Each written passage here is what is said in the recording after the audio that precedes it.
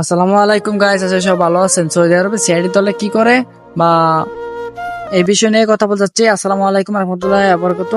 আশা করি সব ভালো আছেন। ফিটনেস টুনিতে বলছি, সৈয়দ আল মাহাদি। সৌদি আরবে সিআইডি যদি আপনাকে ধরে তাহলে আপনাকে কি করতে পারে? সৌদি আরবে যদি আপনি উদাহরণ কোন মেয়ের সাথে ধাক্কা খান, ঠিক আছে, এত করে আপনি বড় ধরনের সমস্যা পড়তে পারেন। বড় ধরনের সমস্যা পড়তে পারেন যদি মেয়ে কমপ্লেন করে, ঠিক আছে। তাহলে আপনি কমসে কম মেয়ে যদি কমপ্লেন করে সেটা না হইলেও 1 বছর আপনি জেল হইতে পারে, জরিমানা হইতে পারে।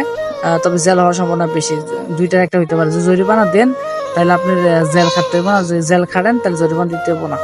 সৌদি আরবের ভিতরে দুই রকম সিস্টেম, ঠিক আছে। তো কেউ কেউ যদি জানতে চান যে সৌদি আরবে সিআইডি দলে কি করে, তারপরে আমি আপনাদেরকে লাইক কমেন্ট শেয়ার করে জানান, তাইলে আমি আপনাদেরকে বলবো পরবর্তী ভিডিওতে। ভালো থাকবেন, আসসালামু আলাইকুম।